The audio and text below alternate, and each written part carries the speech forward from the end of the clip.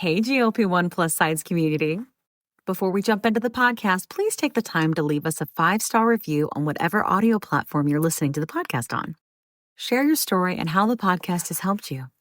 This will help us get referred up in the audio platform so that we can reach more people that need our help, our support, and guidance from our doctors. Help us get loud and change things. Are you interested in understanding GLP-1 medications like Ozempic, Wegovy, or Mounjaro? Then join us on the Plus Sides, Cracking the Obesity Code, the groundbreaking podcast helping people change their lives one episode at a time. The Plus Sides podcast is a disruptor.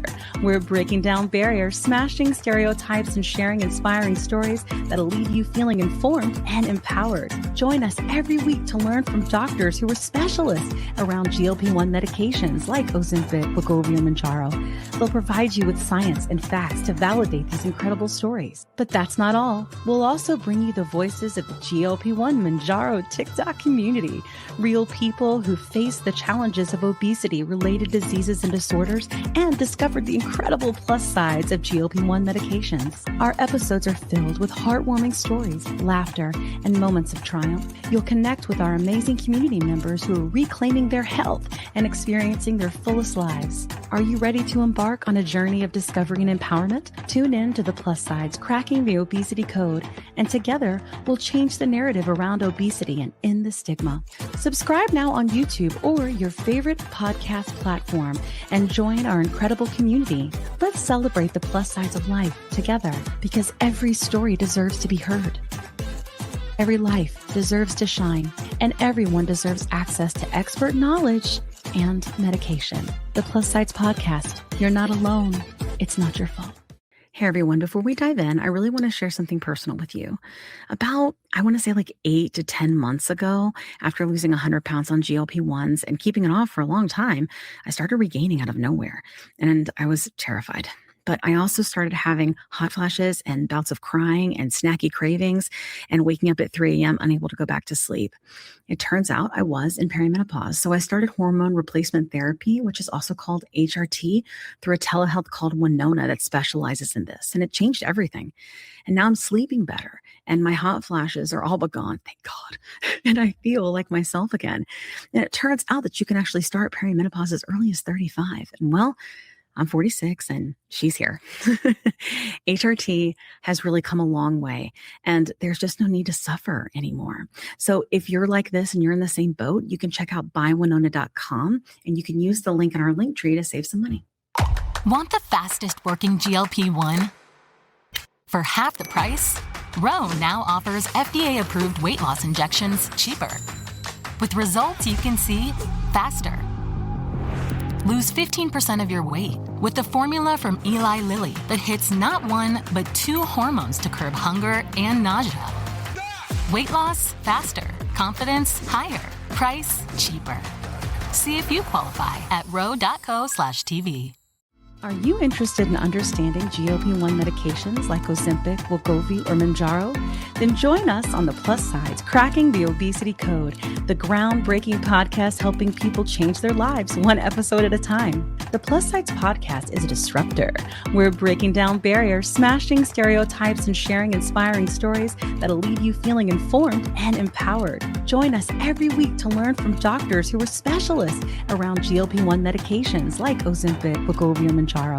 They'll provide you with science and facts to validate these incredible stories. But that's not all. We'll also bring you the voices of the GLP-1 Mounjaro TikTok community, real people who face the challenges of obesity-related diseases and disorders and discovered the incredible plus sides of GLP-1 medications. Our episodes are filled with heartwarming stories, laughter, and moments of triumph. You'll connect with our amazing community members who are reclaiming their health and experiencing their fullest lives. Are you ready to embark on a journey of discovery and empowerment? Tune in to the Plus Sides, Cracking the Obesity Code, and together we'll change the narrative around obesity and end the stigma.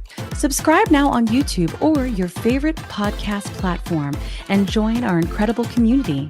Let's celebrate the plus sides of life together because every story deserves to be heard.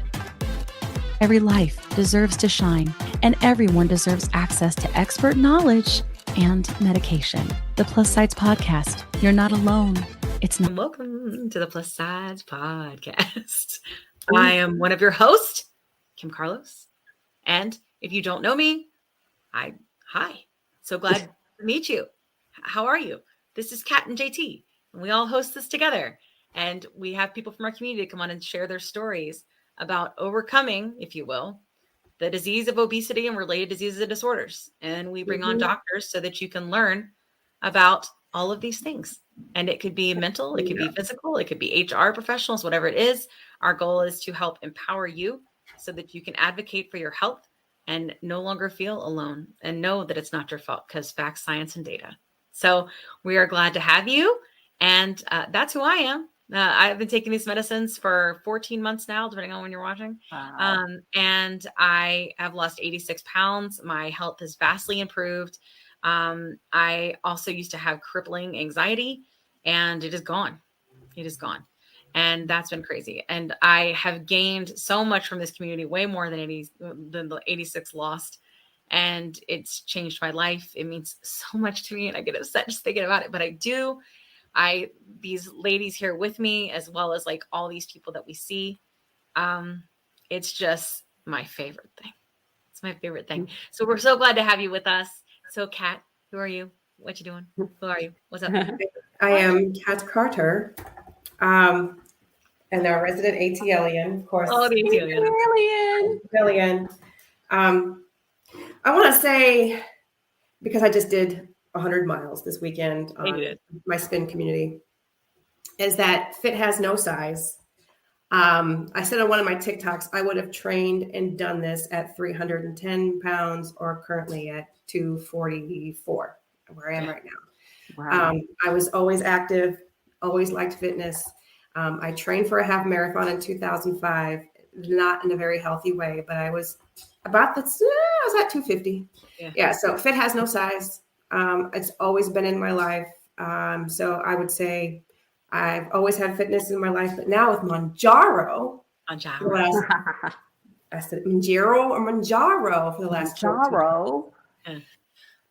My slow loss of, I don't even know, I can't math right now, 68 pounds. That's a lot. Wow. Yeah. Like I hate it's now I fit societal's view of an active person. Yeah. That's kind of depressing, but sorry. It is depressing. It has no freaking size though. No, it doesn't. Yeah. It's like Dr. Trimmer would say, she would say like health has no size. And then she would go, but it does have an expiration date, but that's not the same thing. I was getting there. I was picking up the A1C was getting there. So yeah. But that's so true. Like you can be as fit as you want to be. Like you can be all of those things. And if you get your body to a place where it can receive that mentally and physically, then you can do anything you want. You know? Can. Yeah. You can. I've been 100 miles, baby. That is absolutely crazy. 100 miles. I'm just like, you rode 100 miles. I'm still trying to process that. I was prepared for this one. Speaking of, JT, who are you? What you at? Where you from? What you doing? I'm just this girl on TikTok. That's all. Girl, please. Look. Stop. Yeah. Nah. So look, all I am is just this little chocolate drop from Washington, D.C. And DC chocolate drop. Okay. Look, you should use that. Look, I am just this chocolate drop from Chocolate City, who just happens to have type 2 diabetes, who just happens to have a late in life obesity, and who just happens to have an autoimmune disease. So I just got medically all the things, but I tell you, life has been so good. And just looking at my life from this time last year to now, I'm still amazed. I'm literally amazed. Sometimes tears start to well up in my eyes, but I'm like, big girls don't cry, and there's no crying in baseball. So I don't do it, but I think about it, and I'm forever grateful for the opportunity to get healthy, to absolutely get healthy. And, and to meet some of the best people that I have met in my life. Yeah. True. I feel the same. it's been such a blessing in so many ways. And like, I just hope we can help more people. Like, I just want to help more people. And like, legitimately, every time I partner with someone for the podcast to be on, to be a sponsor, I always end it with, let's help people, and because that's what we're trying to do. We really are. And it does feel like David and Goliath or not, but I do think it's all kind of working out. But one of our very special guests today, we have Lee from our community, is going to tell his community story. Yay. And then we also have Dr. Rachel, who was actually on the Oprah special, and we all did a special on that, was on the Oprah special with Dr. Rachel, and they met and discussed food noise. And he was kind enough to introduce us, and she's going to be on our show today. And we're going to talk a lot about the mental connection with all of this. And we hope that you'll hang with us while we go through it. And it may be a little bumpy because, as you can see, I do not have my mic. So everything went to kaput. So we've got like old school camp. Yeah, you do. Yeah, you got your MJ mic. See, I don't have that. All I got community rocks. We all look out for each other. I got an MJ mic. There you go. There we go. Ladies all and you gentlemen. got to do is just tape the microphone to it. There it is. This is my MJ mic today. So I do not have a microphone. Anyway, so let's get started, huh? Sounds good. So without further ado, we want to bring in our community guest. Hey, Lee. Hey, how's it going? Thanks. We're so glad to have you. We're so glad. Yeah, I had to get dressed up for the big event. Yeah, you did. Yeah. How was court? I mean, good. So it was court, but Yeah, I was actually supposed to be in trial this morning, and we got started a little bit, and then the judge was sick or something, and they just said they weren't coming, and we're going to start with a new judge tomorrow. So that worked out because I had this already planned during the lunch break for court, but now, I'm excited. Court. Hello, plus sides. Exactly. I was like, well, I'm just going to go do a podcast then with all my friends. So. Yeah, that's right. That's right. Your friends. That's right.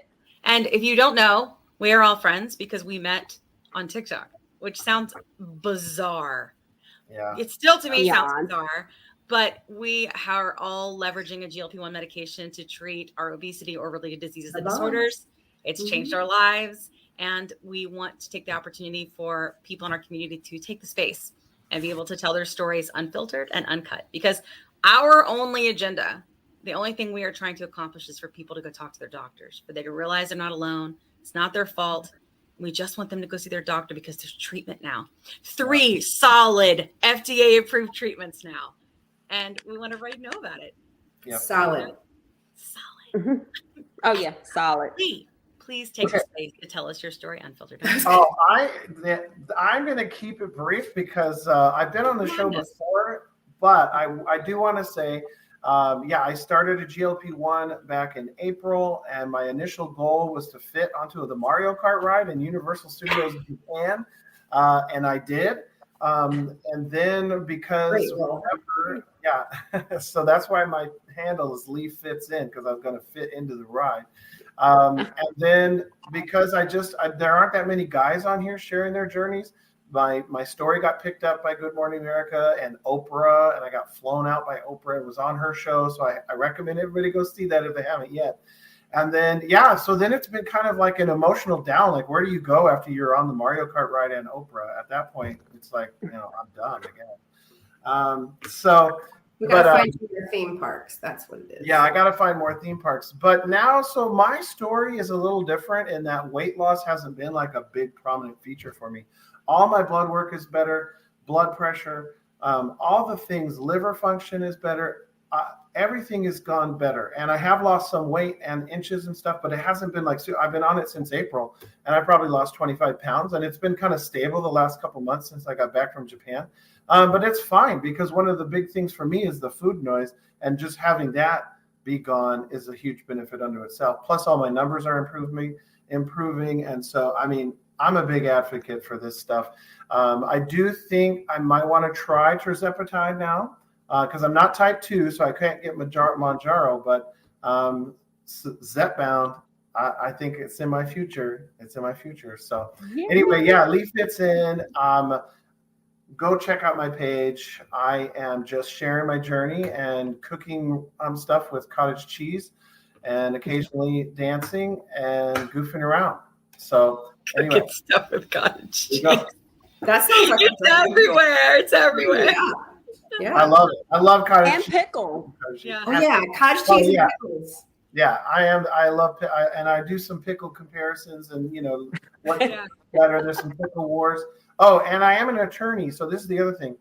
For coverage issues, there are litigation, and there litigation involving discrimination, and there are angles we're trying on the litigation front to push for coverage for these things, and that's something that I'm right on top of because one, I'm an attorney. Two, I'm on GLP-1s. Three, they're in Washington State, two of the most prominent lawsuits that are happening right now.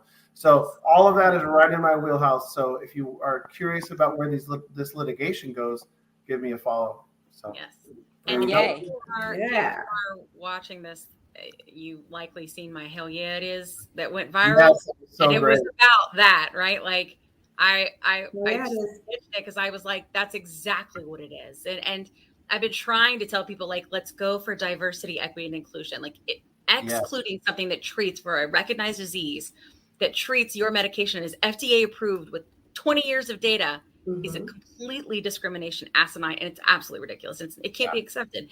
But we have to get loud, and no one is going to do it if we don't do it. And that's what we're all trying to do here together, aren't we? Yep. Yes. Now, Lee, you didn't get a chance to really tell much of your story. I know you know what though, Kim? I think that just means that I'm going to need to come back and do a full I'm okay with that. deep dive into my story. I mean, okay, we can do that. I'm ready for a deep dive. So that was, one of the coolest part of my journey. Part of my journey has took me to New York City to be on Oprah, and one of the people who I met at that taping was Dr. Rachel, and I'm so super excited that she is here.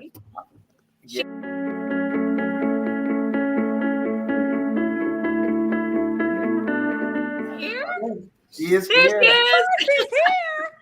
Great transition, Lee. Oh my gosh, that was amazing. I know. Listen, he's an attorney. He knows how to tell a story. Work a room, We love Hello, it. Dr. Rachel. We're so glad to have you. Hello. I'm so thrilled to be here. And yes, Lee, thanks to Lee, I'm here because I met you on that show and we spoke about your food noise. And so love the connection and thank you for making this connection to allow me to be here.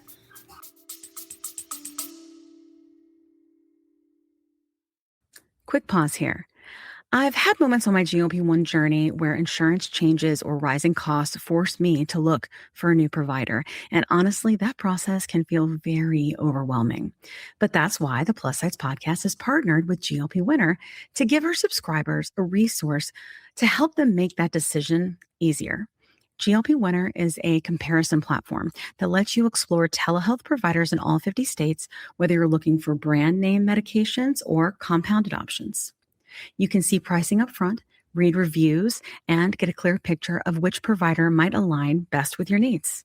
Check it out today at glpwinner.com/plus-sides. That's glpwinner.com/plus-sides. Don't forget the Z. Let me tell you a quick story. I was telling Kat how I was regaining weight after my 100-pound loss using GLP-1 medications, and I was having snacky cravings and waking up at 3 a.m., and I had hot flashes, and I was worried. But Kat was like, listen, I went through this last year. It's perimenopause, and I started HRT, and she used this company called Winona. So I started going there to see if this was something that was going with me. Turns out it was because I'm 46. And it's been amazing. It's taken a while to find the right dose, but once I did, it's just been huge. I've been sleeping. I feel more myself again. And the hot flashes are gone, which is, really bad. So I will tell you, it's just been so big for me. And so I wanted to partner with them on the podcast because obviously many of our listeners are going through the same age range and definitely are having these issues. And there's just no need for you to suffer. So if you go to the link that's in our link tree, you can click on that and save money. If you go there and you meet all the criteria, this might be something for you to try. So I just want to make sure you had this great resource because it's just been such a big difference for me and Kat. Again, you can go to the link in our link tree and get what you need.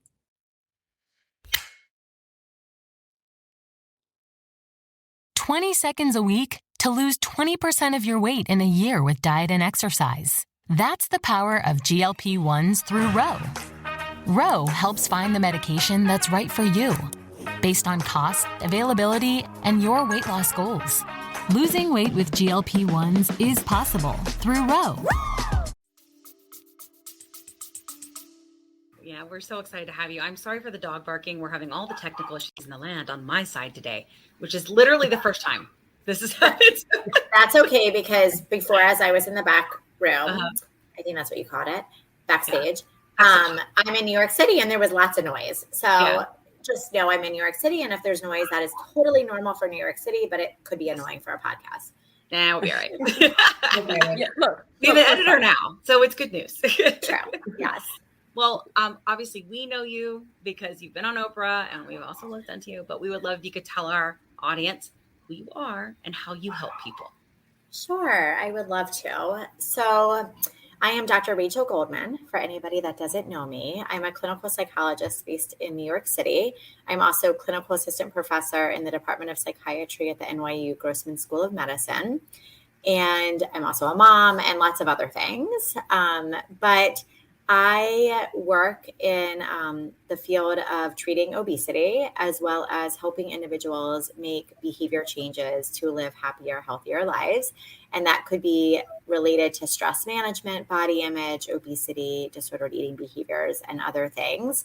Prior to starting my private practice, which it's been years now that I've been in private practice, but prior to then, I also was the senior psychologist at the Bellevue Center for Obesity and Weight Management here in New York City at Bellevue Hospital, which is affiliated with NYU. So I have lots of experience working with individuals struggling with their weight and their health. So, and then I can talk about anything else about that and how I got to the journey or where I got to be. Love where to I know am that. today. How did you decide this is what you wanted to do? Yeah. You know? It's such a story, but I'm going to try to do the Cliff Notes version.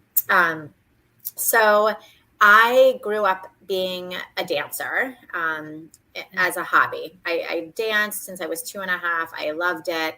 I then became a runner in high school, and I decided that I wanted to go to school for college, not to be a dancer, but something related to dance. I knew it wasn't going to be my career, but I wanted it to be somehow involved. So I went to college my freshman year for something called dance science. It was being like a physical therapist for dancers, pretty much. So I majored in pre-med and dance at a small liberal arts college in Maryland for dance. I grew up in a very small town in Maryland, and as much as I danced and competed and taught dance, I wasn't exposed to the eating disorder world at all. Like my dance teacher was not, like we didn't talk about weight, body shape, like that just was not known in my little small town. But then I go off to college and I witness a lot of disordered eating behaviors from the other dancers in the community, from the teachers, the comments, things like that. And my very curious mind decided that it wanted to be more curious and understand the why and what is going on in terms of human behavior and eating disorders. So I quickly decided dance is not for me anymore, but I want to understand the why, and I turned to psychology. So I actually transferred colleges to a large college that had was a large university that had a very good psychology department, and then in essence double majored in health education and nutrition to kind of combine my two interests and learn about how people can become healthier from nutrition and moving their bodies, but also understanding the mind and the mind-body connection. Fast forward a few years, I was doing research in disordered eating behaviors and eating disorders, and quickly realized, although eating disorders is a real thing, I don't want to minimize it at all, it's a very hard population to work with. And I also felt that more people that I could be more helpful by helping individuals struggling with their weight in more of a wanting to lose weight, be healthier on the other kind of end of the spectrum, and decided to shift my focus to obesity and really just to help the average person lose weight and be healthy. So then I started doing research in obesity. I went on to grad school, my internship specializing in the treatment of obesity. I wanted to go to where the best psychologists were that I could learn from. And I somehow got in an office one day and was like, somebody said to me, "You're doing a bariatric surgery evaluation." And I was like, "I'm doing a what?" And I quickly learned about bariatric surgery and everything that goes around that. And I was hooked. And I just loved working with individuals that were struggling and helping them make changes, because I quickly saw that people wanted help and they just didn't know what to do, and or they were struggling and didn't have somebody to listen and actually hear them. And I just it all kind of snowballed from there, I'll say. So I know it's a long story, but that's the story. Not at all. No, this is wonderful. Yeah. So a little backstory about me. I had bariatric surgery. I had lap band surgery in 2007, and it helped me lose a good bit of weight. And then I had a couple miscarriages, and then I was able to have my son. Eventually, after my son, gained it all back. And I for sure have had an eating disorder since I was 8. And it's like understanding the pieces of science with this, the amount of like healing that has brought me, of forgiving myself, of recognizing that this mind-body connection, there's a thing there, and it wasn't just me. It wasn't just this moral failing. Mm-hmm. I couldn't control my food. I couldn't do it. I really couldn't, even with the lap band, even with the surgery. And not one time, even with surgery, did anybody ever say to me, "Did you know that you have a chronic disease and that there's this connection?" and anything like that. And it wasn't until I took these medications and went without food noise, like what Lee has described in his story, that I was like, oh my God.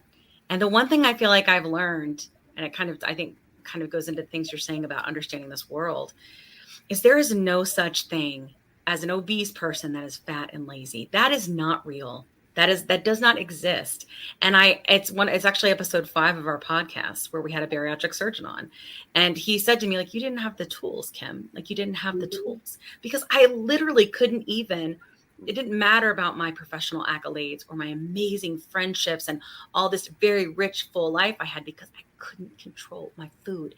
And that can break a human, and it's sometimes hard to come back from. Mm-hmm. So we're trying with these conversations to move in a direction, especially for those even who have had bariatric surgery and have regained their weight. We want them to understand, like, there are these other treatments. It's not only that, So thank you so much for telling us like how you came about it, because I always wonder, and like especially when I meet like endocrinologists, I'm like, why did you bariatric or obesity specialist, why did you want to do this? So I really appreciate you kind of explaining that backstory to us. And like Jernine, I think I explained to you before, like she's struggled with obesity later in life, right? And then Kat hasn't had surgery, but Kat also struggled with obesity the majority of her life and eating disorders. And I think we all have like different perspectives to share. So thank you for sharing yours. We appreciate that. Of course. Thank you for listening. Sorry, Kat, I know you've had a question. Go ahead. Yeah. Actually, that's really fascinating that you said that you were in dance first and then you were exposed to the disordered eating. I'm a cycle bar junkie over here in East Cobb, Georgia. I love my spin classes. And one of our trainers was a dancer, and she told us a few stories, but yeah, there was one instance where she mentioned, I think either a coach or an instructor told her to have 1 Fiber One bar a day, and that was it. So it's scary. I think that my first day at that college, actually, it was like a dance intensive, and I'm not joking when I tell you the lunch was lettuce and Diet Sprite.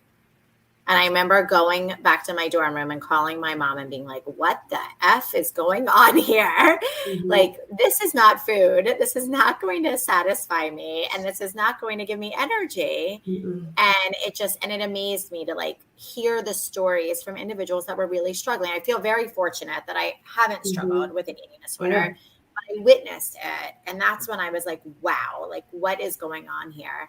And I want to also clarify, I hope it wasn't confusing or misrepresented earlier when I mentioned eating disorders. I want to just say that, somebody struggling with an eating disorder can be any shape and size. I don't want to, I don't want it to sound like only individuals in smaller bodies have eating disorders. Mm-hmm. But yeah, so I just realized that I wanted to help the average person, because honestly, the average person is struggling with their weight. We all struggle with our weight at one point or another. And that's what I really wanted to do. And I wanted to make a difference. And that's why I love what you all are doing. That's why I loved the Oprah segment, because really, I think getting the message across is the first step, right? Acknowledging that obesity is a disease and there's tools available. That's the first step. Yes. Yeah. I really appreciate your empathy, your presence, like everything. And after seeing you on Oprah, I was like, I'm going to say it a lot on this podcast, in this episode, is the empathy. A lot of us in these bodies, sometimes we don't get that from our practitioners. And so it's hopeful. So we definitely appreciate you. But I do have some questions for you. What are some of the traumas from obesity that can manifest in adulthood? And this could be like any sort of like mental, or maybe even in professional, or any sort of issues that may manifest from obesity from childhood into adulthood. Yeah. So, I mean, really anything, right? If we really think about it, everybody's story is unique, of course, but things that I often hear, and if anybody's heard me speak before, or certain posts that I share, I talk a lot about the language that we use, right? Or the language that we hear. So words matter. And I think something that and actually even a client earlier today, we had this discussion that the messages that she received from as a child, from others in her life, impacted her so much that now she still carries this, label of, you're fat, say, because she heard it so many times, right?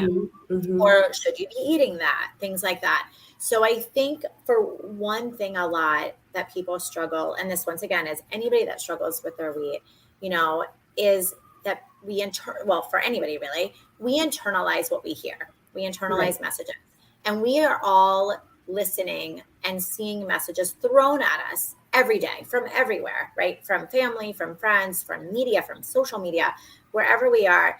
And our brain doesn't know how to interpret all of that. So it kind of does the best it can to interpret it. And then we internalize it.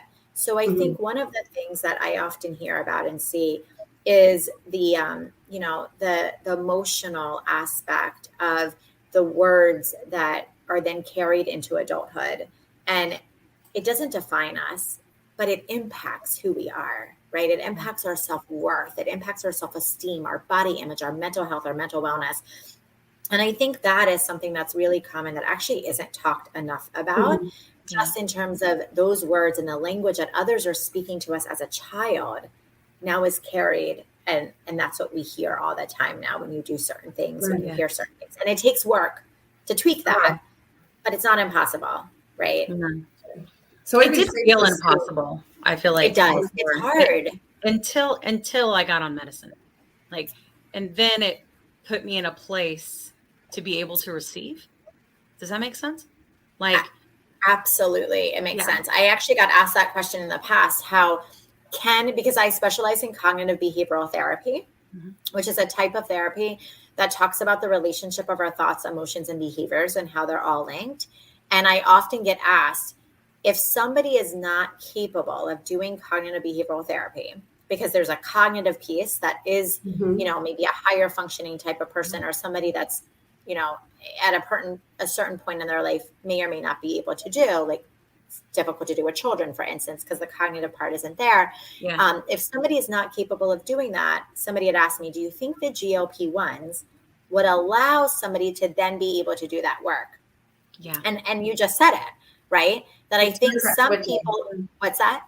It does. I see what you mean. Like it does turn that switch off. Yeah. Exactly.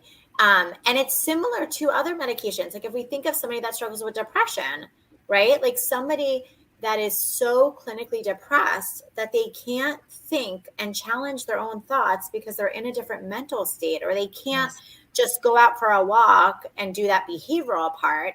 Sometimes a medication is needed to then make it a little easier, right? To then allow them to do the work.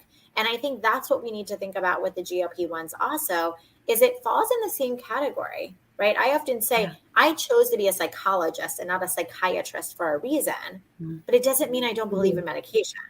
Right? Sometimes you need the medication first, and then the therapy can follow. But all these options are out there, just like the different treatments for obesity, the different tools, they're all available. Sometimes a combination of them actually work the best, as we know. But same thing goes with other mental illnesses. Like I said, depression, many times, like the treatment of choice, the best evidence-based treatment is a combination of medication and therapy.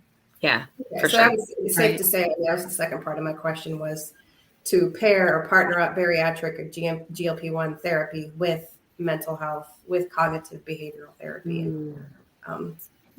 It's the whole spectrum, right? Speaking of spectrum, my son is on the spectrum, and we do cognitive behavioral for him. And it's interesting when you were describing like the difference between children. My son and my husband both are, and it is they do have to get. I find like as he becomes more mature, he gets in a better place to be like, maybe, Right. And it's a very special skill set to help people go, to like sit back and like look at things from like a different lens, and then figure out, okay, now that I know this and I've made these connections that I couldn't make before. Like I remember when I didn't have food noise and I went to drive to get a special treat for myself on my mommy day out, getting my hair done. And I was like, looking for my treat. And then I would go, I want a hot dog. I want a boba tea, whatever it would be. Right.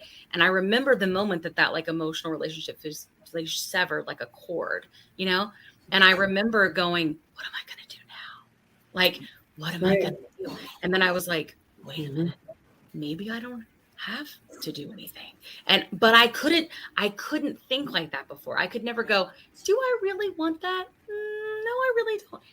It did not exist for me, but now I can. So like being able to do that mental work and those like better habits. And like, I don't even like to call the things that we did before, just because of what I've like been able to realize on this medicine and through therapy, right? Is that like, I don't even like to call those bad habits. To me, those are just sick people. Like I was a sick me doing what I could do to get by, and that's what I thought that I needed. And now I'm in a place where I don't have to do that anymore. And so, of course, when you get into a place like that and you've never been able to, and you're, 43 years old, you just want to scream it from the rooftops. And luckily there's a whole bunch of other people that wanted to do that too. And they're here with us today. So, but yeah, it's very cool. I love that whole skill set. And I think cognitive behavioral therapy is wonderful for anybody at any age. And I love the way that you described food noise. And Lee, I know I said the same thing to you on the Oprah segment, that I loved the way you described it too.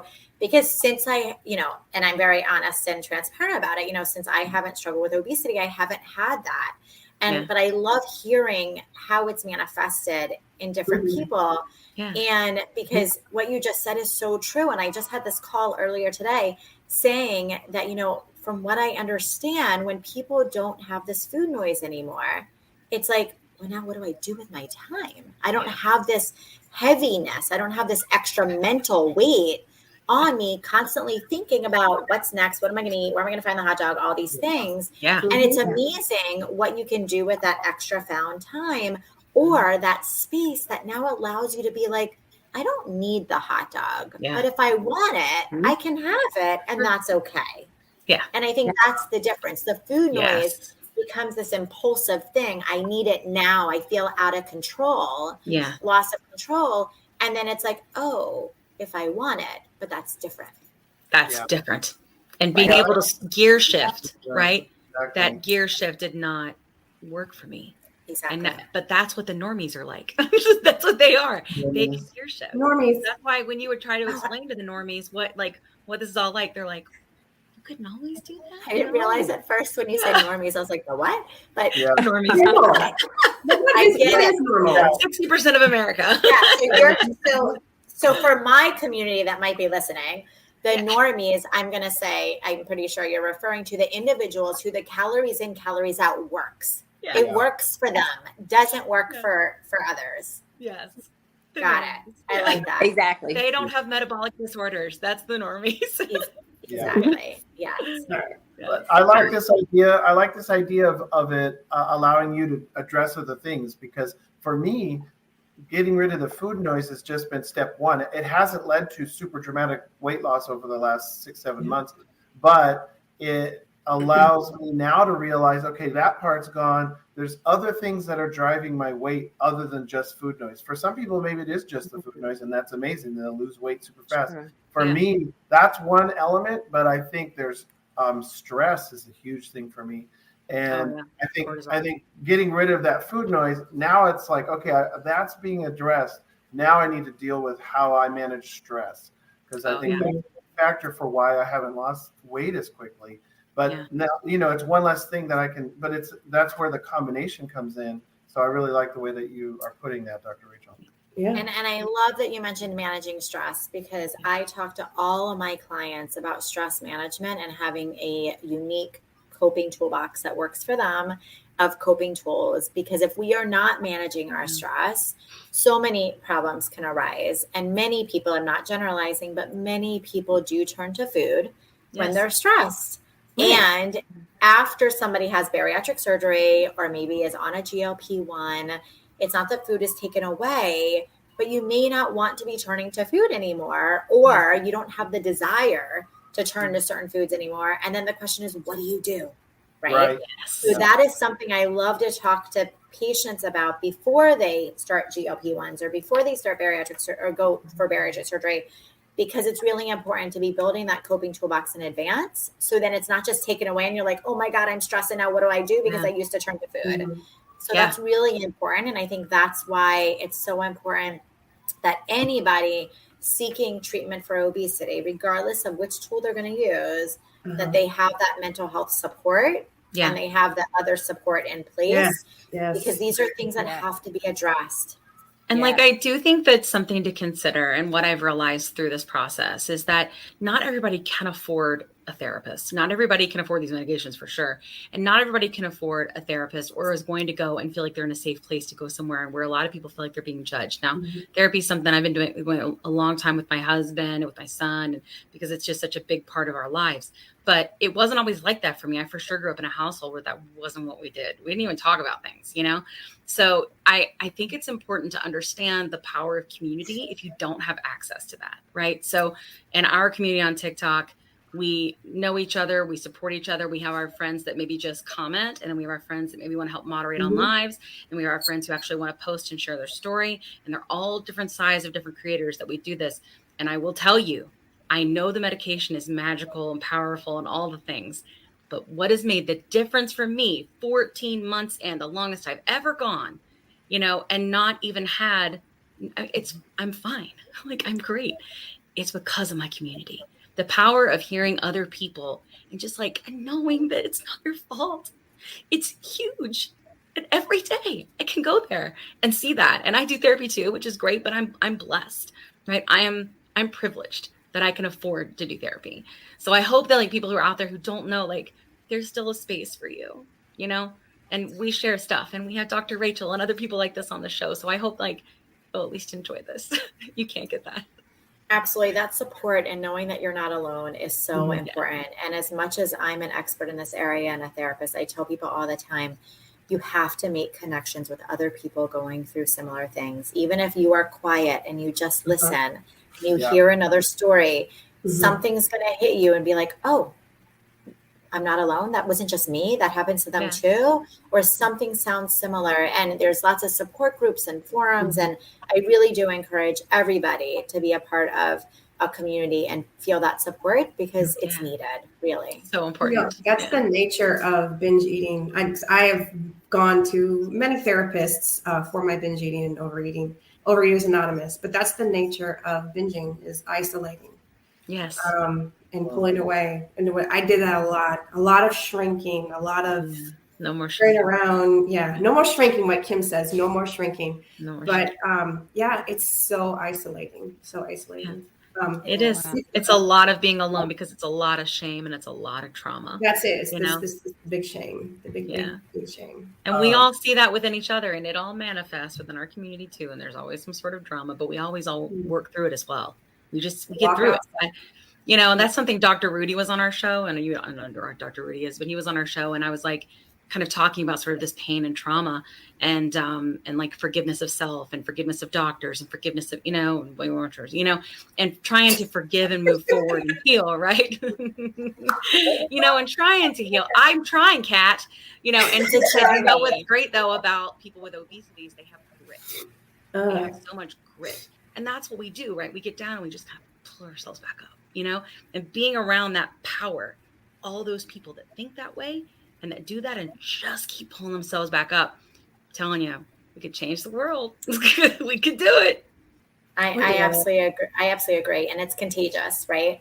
You see somebody else being motivated and making change and you want to jump in and do it. Totally. And it's about sharing those stories and holding each other's hands and being that, that shoulder to lean on when somebody needs it. And that's what the community is all about. And I think those are the individuals that are the most successful or the ones that have that added support in that community. Yeah, I agree. I think you need an anchor. And I think if you can't do a therapist, please do both if you can. But you can't. This work. We're here. Do this first. It's a good step in, right? It's a good step making me. I'm like brainstorming. I'm like, how can we do like a Dr. Rachel / all of you like support group? Like, I don't know. I'm like, we got to think about something. There's so much disparity, like with these medications and with the disease, and we just want more people. We want more access, more affordable access, all kinds of care. Yeah. And that's it's a good point, Kim, about the access and the disparity, because very few people have this covered. This treatment or counseling, psychiatry. But out here in Washington State, and I don't know if Dr. Rachel, you've seen this, there's a couple lawsuits going, class actions, to try and force the insurance companies to cover these and calling it discrimination. And you were talking about language earlier, and it made me think about the words that we use when we're talking about this, because the lawsuits out here are couching obesity in terms of a disability. We're all on the same page that this is a disease. Yeah. But I wonder about the use of that word. And I'm curious, because that's how the attorneys who are doing this lawsuit are saying it's disability discrimination to not cover treatment for obesity. And I think calling obesity a disability is a bit different than saying it's a disease. Well, and I don't know if we should be using that word. Autism, Lee. Like that's that. If you think about it, like with autism, we consider that a disability. Like in order to get the rights that they need to have a service dog or to get, things that they need to be able to support them, right? They have to be considered as a disability. But we also know that autism is not a disability really, right? Like it's just their brain work. That's neurodivergence. Their brain just works different. There's nothing wrong with them. But we have to label them as such just so they can get support, because that's how our society looks at things. So I kind of don't care if they want to call me disabled. If that's the case, like if it's that I can get care and get better, then like I am okay with that, But I think I just wonder. Yeah. I just wonder if somebody would internalize that then and feel, right. Because I agree with you, like in a way, like if it makes people get the care, who cares? But, I don't love it. And if I think about it, if we break it down, the way that I see disability with obesity is that obesity obviously is a disease. We know that. Mm-hmm. But some individuals with obesity may have additional symptoms or may have disabilities that are associated with the disease, right? Mm-hmm. So, but obesity is not a disability, but I'm seeing individuals with obesity may also be disabled or have other disabilities. Mm-hmm. Yeah. That's how I'm imagining it, right? Like if somebody's say somebody has obesity and they have difficulties walking, right? That could be somewhat more of a disability. But the actual, like if we label everybody with obesity having a disability, I think that's too far. I for sure think people internalize autism that way too. I for sure feel like the world is not made for them, because it's not, Right. Well, yeah. It's a lot. It's heavy. But that's interestingly, I think we can. Yeah, no, I think it's what how you're phrasing it is good. That you can have obesity and then have things that the obesity causes, which are disabling. Exactly. But saying, like if somebody's got a BMI of just into the obesity stage 1 level, are we going to say they're disabled just because of that one feature? That seems, but that's kind of how the lawsuit's going. For me, it seems like there shouldn't be discrimination, regardless of whether you're going to call it a disease. If you're discriminating against somebody or a disability, if you're going to discriminate against somebody because they have a disease, that seems just as bad. So why not just call it disease discrimination? Right. But that's where when you said the language thing, I was thinking about how would people how would people potentially internalize or hear that if they thought, oh, now I'm disabled because I'm obese? That's not necessarily a good thing. And we have to remember, not everybody with obesity is as motivated as all of you on this call or on this podcast, right? So some individuals have depression and have depressive symptoms, and they are perhaps hearing somebody say, or some, like maybe they have a really low mood, they can't get out of bed, like, you know, and then they're hearing somebody say, oh, and you're disabled. Yeah. Right. How's that going to make them feel? That's what I'm imagining. For you, maybe you're like, you know what? I don't care what you want to label me. I'm going to get my medication and I'm going to feel good. But we take the medication, right? Like people who don't have that realization. But it's a label. And now it's another label that they already have on top of the list of all the other labels everyone's been calling them their whole life. Yeah, for sure. Yeah. That's how I'm seeing it. Not helpful. It does make sense. I appreciate that. I know, I get it. I mean, if I wasn't on this medication, I think I'd feel like that. You know what I mean?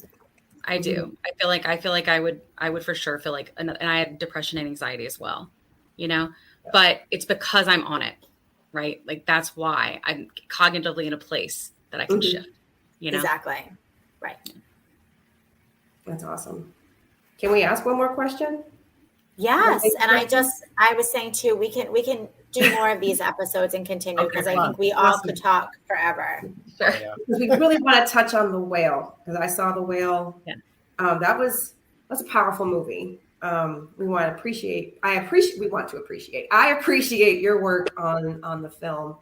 I watched it on the way to a vacation, and I tell everybody definitely watch it when you are in a very upbeat place because it's serious. But I really felt better after, I felt better watching it. I felt seen. So the main character, of course, Charlie, he develops BED, obesity, and isolates from a traumatic episode. My question is, does that, that neuroses, or does that switch kind of exist in you that you already have you had more propensity to have BED, or would it be a traumatic event that would trigger?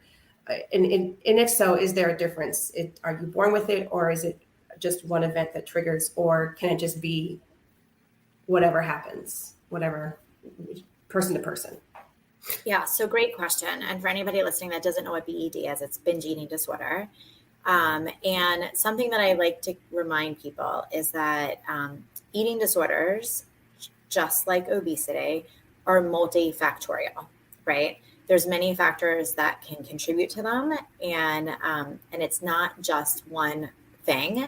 But we do know that people with a family history of eating disorders are at higher risk of developing an eating disorder.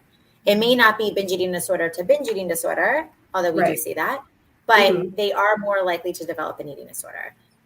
But, and I want to add to that because actually it was in 2016, I took a note on this, I remember the year. In 2016, actually a specific gene was actually also identified, which associated a specific gene mutation that is inherited from parents for binge eating disorder. So there is a genetic factor for sure. But there's a famous quote that I started my dissertation on. The first sentence of my dissertation is, and it's a quote about, it can actually be related to a lot of things, but I think it is so relevant to eating disorders and obesity. It's like, mic drop. Genes load the gun, environment pulls the trigger. So is it genes? Is it environment? Is it social factors? Is it behavioral factors? It is all of it. But I think there's individuals, and this goes for a lot of things. Like I said, it's not just obesity, not just eating disorders. It could be depression also, right? So it could go for many things.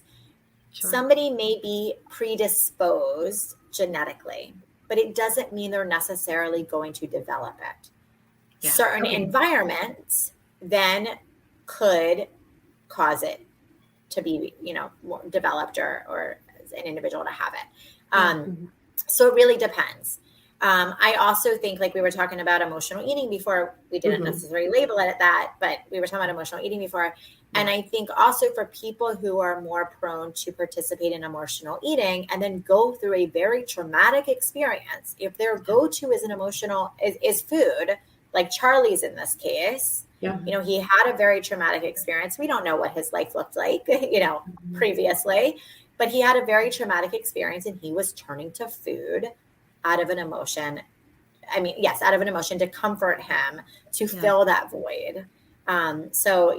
But I don't want to say that all individuals with trauma are going to develop an eating disorder. It really depends on multiple factors, including your support system and your coping mechanisms. Yeah, that makes total sense. And that's why we see it all different. Yeah. I mean, like, it for sure runs rampant in my family. So it's just like, and there's so much emotional eating. And it is very, common. Very strange. It's very common, especially at the holidays, which is about the time this episode is going to come. Like, and then it feels a weird thing, People don't realize that holidays are hard for people. Like everyone thinks holidays are this joyous time, but holidays are tough. This, like, actually starting a few weeks ago, I started talking to every client of mine about, let's talk about the holidays. How's it going to be for you? Let's have a plan in place. So many of my clients go home and they have to experience shaming. Are you going to eat that? Oh, you gained weight. Oh, should you eat that? All of these things, and holidays bring up all of that and a lot of other things for people, and they can be tough. It's so true. Whether you're on this medicine and you're trying not to eat or what, I remember like at the holidays last year, because I had just been on the medicine for several months at that point. But I remember like people being offended, almost looking offended or hurt that I didn't eat enough of their dish. Right. Yes. Like that's even an emotion, right? Like, oh, it must not have been good enough, but it's really just because I just didn't want it. I don't binge anything anymore. I don't even binge Netflix anymore. So in general, like I eat a little bit and then I'm done. Like I eat for fuel, but it's such a gear shift. And especially if someone else they don't have the tool and you do, then that gets weird. Like it's not easy. It is not as joyous, especially when you deal with obesity. It really isn't. It's true. There's so much to navigate. And I think that's why it's important, once again, to bring it back to community, why it's so important to have a community and a safe space, even to talk through like some sample scripts. Like I do this with my clients, like, let's have a script ready to go. When somebody asks you about XYZ, this is what you're going to say. Or if maybe you just started the GLP-1s and you have less of an appetite and maybe you don't want to share with everybody yet what you're doing, or it's your choice not to if you don't want to. But what are you going to say when somebody shoves another plate in your face saying you didn't eat enough of my dish? To have something ready to go, because then that's what causes more overwhelming feelings and more anxiety when we're caught off guard and we don't know what to say. So having sample scripts can be so helpful for these situations. I love that so much. I love that. We're going to make that a short. People need to see that in our community. I never even thought about it that way. And I used to struggle with crippling anxiety. I think that many people, not anymore, but I used to, I think many people would love that. Like, how do I manage that anxiety before I go into that moment so I can be in the moment and enjoy it? I love it. Yeah. Cognitive behavioral therapy. I was just going to say, it's anticipating difficult situations and coming up with a plan for it in advance. Love it. Even if you don't have to use it, the plan is there. It automatically decreases some of the anxiety and takes us some of that, eases it a little. Wow. That will definitely help our community. We will make sure that it gets out there sooner rather than later. Excellent. Yeah. Oh, yeah. Now, I know that you're tight on time. Of course, we could talk to you forever, and we would love to do a part 2 if you're open. Let's do it. Thank you so much for being here, and go take care of that baby. Thank you. Sure you're exhausted. Yes, thank you. And thank you so much for having me. And I mean it when I say, let's do part 2, 3, 4, etc. Yes. I love this topic. I love talking about it, and I love all of you. So let's just make it happen. I would love Thank that. you. Awesome self, and we'll talk soon. Thank you. Thank you. Thank you. Bye. Well, that was lovely. Hey, Lee, Great. I'm so glad you're still here. I'm still here. Well, that was an awesome episode. Yes. I think it was really cool to get her to come back. Yes. Like all of those, like the things she said right at the end, like that special, like cognitive behavioral skill, right? Like that piece of, hey, if you have anxiety about the holidays, right? Do this and it will make you feel better and more in control and prepared. And then it will reduce your anxiety. Like, I think things like that would be huge for a community that kind of, you know, like there's all those reasons, like they can't afford therapy and they, you know, and they need us. Like, we all need each other, you know? So I'm excited to have her come back. She was just as fabulous as I thought she would be. Lee, thank you so much for making this connection for us. Thank you, Lee. And you want to come back on too. And next time you're going to tell your whole story. Yeah. I did the group panel and then I did this one, but yeah, I didn't know if she would even respond, but she started following me back on socials, and I just messaged her and was like, "Hey, there's this podcast. It's amazing. You should be on it." And she jumped right on. Yeah. She was great. So I think she's genuinely eager to be a part of it. Me too. Yeah, she seemed it. She's like, "How can we help?" I'm like, "I don't know. How can I love her so much. Her energy, and just like I say it all the time on this episode. Her origin story, like this is so interesting. Yeah, right? that was cool. And like the whole other like side of the coin, you know, so interesting. What a great find, great guest. Well, thank you guys for having me. Yes, thank you so much, Lee. We'll have you back on when we have Dr. Rachel on, and you have to tell your whole story. That's the thing. Okay, I got a whole story I can tell. I know, and you didn't really get to tell it on the Oprah episode, or really, I mean, you got kind of like you keep getting all the pithy media people. That's not how we are here. I know, long form. This is long form, baby, long form. Yeah. All right. Long form, baby. Long form, baby. Okay, cool. All right. I will text you and we'll set it up once I hear back from her. I'm so excited. Okay, sounds good. All right, bye, Lee. Yay! That was good. Oh, gosh. That was like so intense. We have so many questions we didn't get to. Let's do NSVs and we'll wrap up. My NSV, I rode 100 miles 2 days ago. Hell yeah, you did. Hell yeah. You know, I want to touch on it on our plus sides later on, but it's so different when you're not stuck in diet culture and you're trying to lose weight and you're doing it to reduce your fat or whatever, because when you have to do something that's going to cause amounts, you need all your endurance. Yeah. You don't starve yourself. You have to keep consuming sugar throughout and you have to feed yourself. What? For the first time, an endurance event, I did not feel like I was going to die. Yeah. Wow. F that diet culture. And don't train for an endurance sport to lose weight, because that's just you're not going to. You need anyway. Yeah. Right. Get off my soapbox. Barry, I like it. No. It's to run for 5 hours. I never walked any further than a mile. Well, that's not true. I walked all over New York, and that was definitely a lot. So no, that's not true. I have. What am I talking about? Yeah. Parts, sure, I have, but not like that endurance and like consistent and not stopping. Yeah. It's like crazy. I can't even imagine. Awesome. Such a badass. We love you. Beyond. What about you, JT? You got anything? Beyond. Because I know like you got a lot. You're gonna have a lot of NSVs now because you're a maintenance boo. Yeah. I was interviewed by Bloomberg.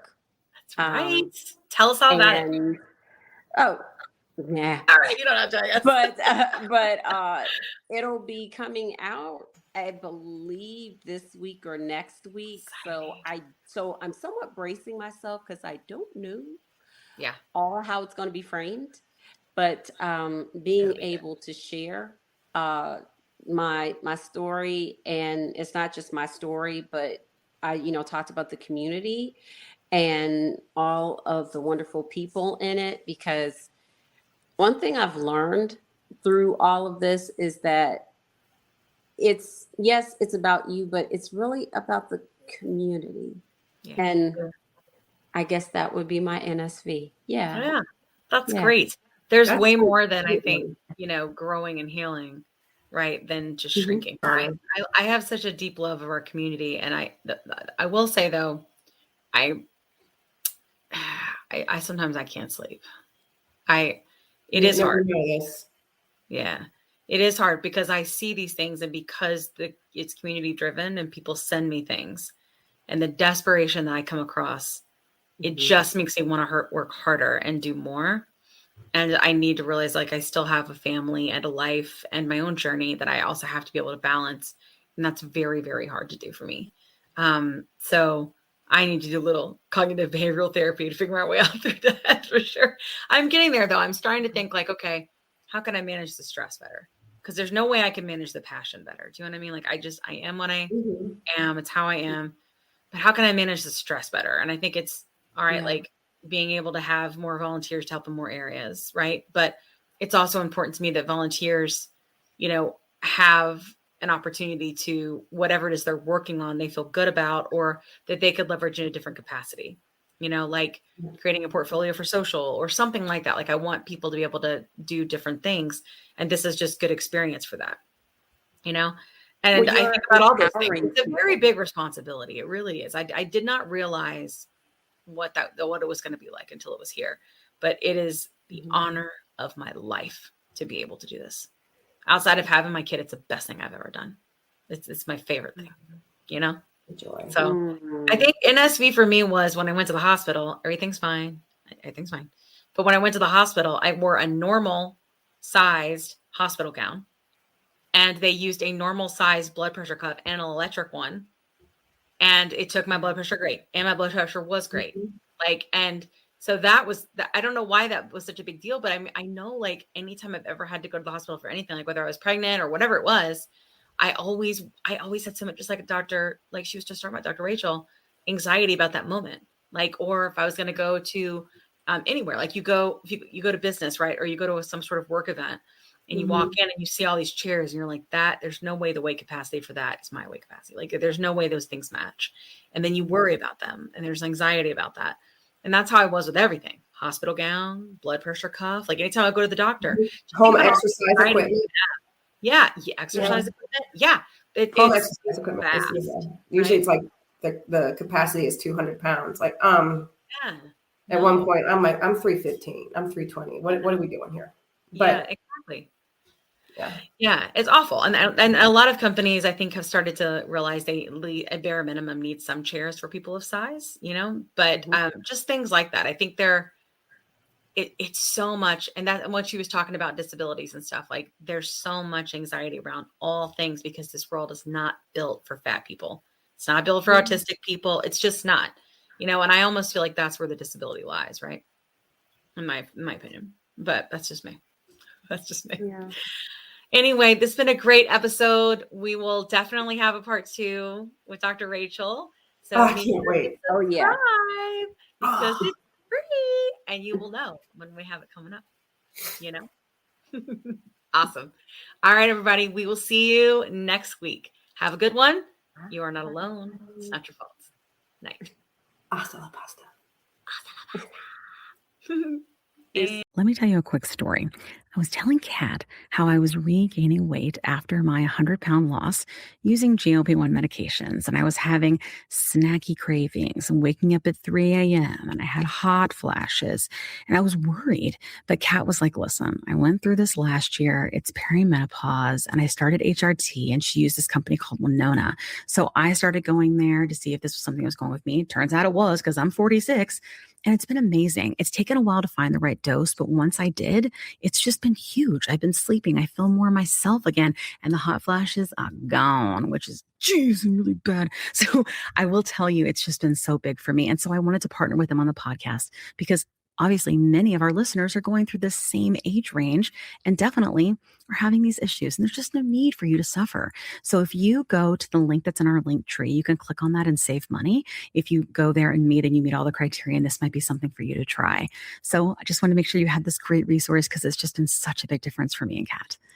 Again, you can go to the link in our link tree and get what you need.